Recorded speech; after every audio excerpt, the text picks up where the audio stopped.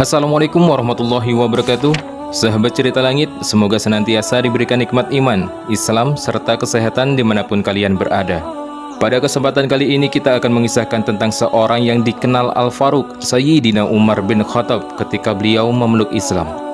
Umar bin Khattab adalah salah seorang sahabat Nabi Muhammad yang juga menjadi khalifah kedua Islam setelah kepemimpinan Abu Bakar As-Siddiq. Umar bin Khattab dilahirkan 12 tahun setelah kelahiran Rasulullah SAW.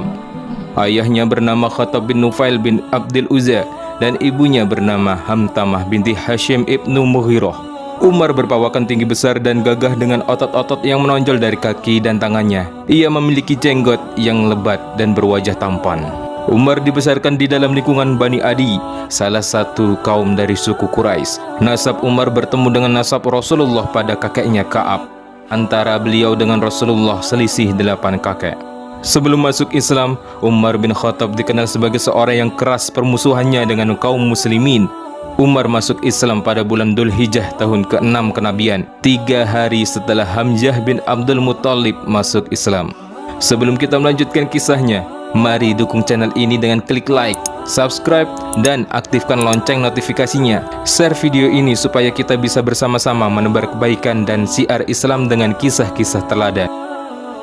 Semula Umar bin Khattab menentang Islam bukan karena dia tidak mengerti dengan ajaran Nabi Muhammad SAW, ataupun karena fanatik dengan agama leluhurnya yang menyembah berhala. Dia memiliki pemikiran kalau Nabi Muhammad SAW dengan ajaran barunya telah membuat masyarakat Quraisy secara khusus dan masyarakat Mekah secara umum terpecah belah dan berkonflik. Ia tidak menghendaki keadaan seperti itu. Dia ingin agar masyarakat tidak pecah, bersatu, tertib, dan stabil.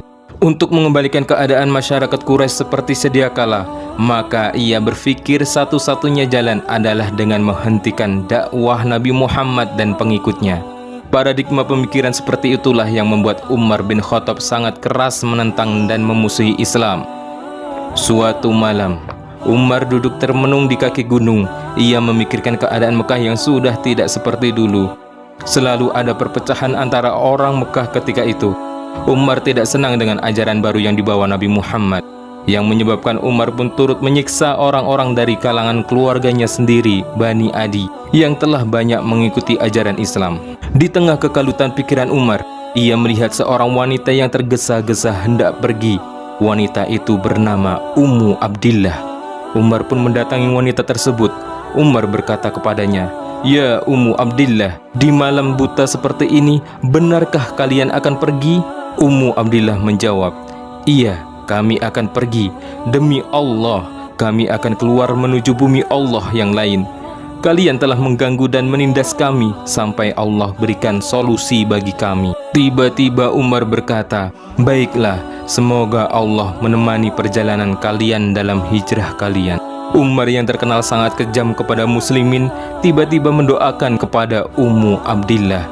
Kata Ummu Abdillah ketika Umar berkata demikian, "Sungguh, aku melihat kelembutan dari perkataan Umar yang sebelumnya tidak pernah kulihat." Kemudian Umar pun pergi. Kepergian Ummu Abdillah meninggalkan kota Mekah membuat Umar sedih dan semakin kalut. Dari kekalutan pikiran yang terus mengganggunya, kemudian Umar mengatakan, "Ini sudah tidak bisa dibiarkan lagi. Gara-gara Muhammad, ada seorang wanita berhijrah di tengah malam buta. Gara-gara Muhammad, kakak, adik, ayah, anak saling bermusuhan satu sama lain. Maka hari ini aku akan membunuh Muhammad." Kemudian diambillah pedang panjang yang biasa ia gunakan untuk berperang. Dibawa pedang itu sambil tergesa-gesa mencari Nabi Muhammad. Keluarlah ia dengan membawa pedangnya bermaksud membunuh Rasulullah SAW. Namun dalam perjalanan beliau bertemu dengan Nuaim bin Abdullah al-Adawi, seorang laki-laki dari Bani Zuhrah. Lelaki itu berkata kepada Umar bin Khattab, "Mau kemana wahai Umar?" Umar bin Khattab menjawab, "Aku ingin membunuh Muhammad." Lelaki tadi berkata, "Bagaimana kamu akan aman dari Bani Hashim dan Bani Zuhrah kalau kamu membunuh Muhammad?" Maka Umar menjawab, "Tidaklah aku melihatmu, melainkan kamu telah meninggalkan agama nenek moyangmu. Aku akan membunuh Muhammad supaya tidak ada lagi perpecahan seperti ini. Dan setelah itu aku akan menyerahkan diriku kepada Bani Hashim." Terserah mereka mau apakan diriku, tetapi lelaki tadi menimpali. Maukah aku tunjukkan yang lebih mencengangkanmu? Hai Umar, sesungguhnya adik perempuanmu dan iparmu telah meninggalkan agama yang kamu yakini. Betapa marahnya Umar. Umar yang tadinya akan mencari Rasulullah pun berbalik menuju ke rumah adiknya yang bernama Fatimah dengan tergesa-gesa. Sesampai di rumah Fatimah, terdengar sayup-sayup saudara perempuannya yang sedang belajar Al-Quran kepada Khabbab bin Al-Arat. Tatkala mendengar Umar bin Khattab datang, maka Khabbab bersembunyi. Umar bin Khattab langsung mengetuk pintu Fatimah dengan sangat kuat. Kemudian Fatimah membukakan pintunya. Setelah Umar masuk, ia langsung bertanya dengan nada tinggi, "Apa yang kalian baca?" Kemudian adik perempuan Umar bin Khattab dan suaminya berkata, "Kami tidak sedang membaca apa-apa."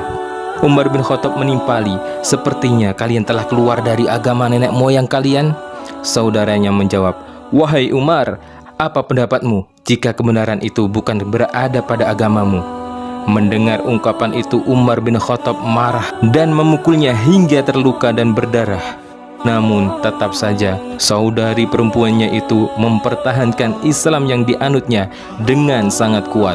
Ketika melihat wajah saudarinya berdarah, Umar menjadi iba, kemudian meminta agar bacaan tersebut dapat ia lihat. Umar bin Khattab berkata, "Berikan kitab yang ada pada kalian kepadaku, aku ingin melihatnya." Maka adik perempuannya berkata, "Kamu itu kotor, tidak boleh menyentuh kitab itu kecuali orang-orang yang bersuci. Mandilah terlebih dahulu." Lantas Umar bin Khattab mandi. Setelah bersuci, Umar mengambil kitab yang ada pada adik perempuannya.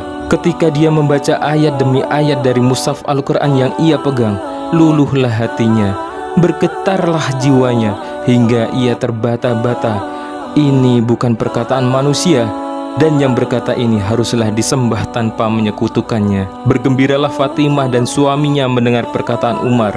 Ketika Khabbab mendengar perkataan Umar bin Khattab, dia muncul dari persembunyiannya dan berkata, "Aku akan beri kabar gembira kepadamu, wahai Umar. Aku berharap engkau adalah orang yang didoakan Rasulullah."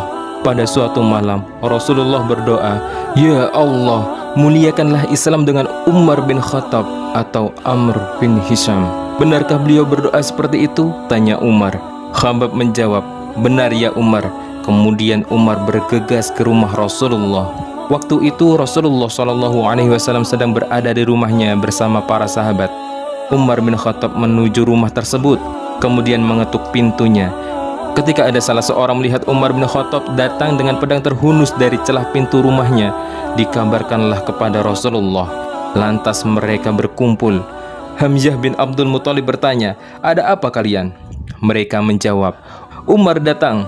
Hamzah bin Abdul Muthalib berkata, "Bukalah pintunya. Kalau dia menginginkan kebaikan, maka ia akan memeluk Islam. Tetapi jika bukan kebaikan yang dia bawa, maka kita akan membunuhnya dengan pedangnya sendiri." Setelah pintu dibuka, kemudian Rasulullah menemui Umar bin Khattab dan tersenyum seakan beliau sudah menanti kedatangan Umar bin Khattab. Melihat kesejukan wajah baginda Rasulullah, Umar membalas dengan senyuman. Kemudian ia mengucapkan, "Asyhadu an la ilaha illallah wa asyhadu anna Muhammadar Rasulullah." Kemudian Rasulullah bertakbir, "Allahu Akbar." Diikuti dengan gemuruh para sahabat yang mengikuti Rasulullah untuk bertakbir. Salah seorang sahabat berkata, "Allahu Akbar, Islam telah dimuliakan dan dikuatkan dengan masuknya Umar bin Khattab. Wallahu a'lam bishawab." Mari kita mengambil contoh dari keteladanan Umar bin Khattab, sahabat Nabi yang mampu membedakan yang hak dan yang batil. Semoga bermanfaat. Wassalamualaikum warahmatullahi wabarakatuh.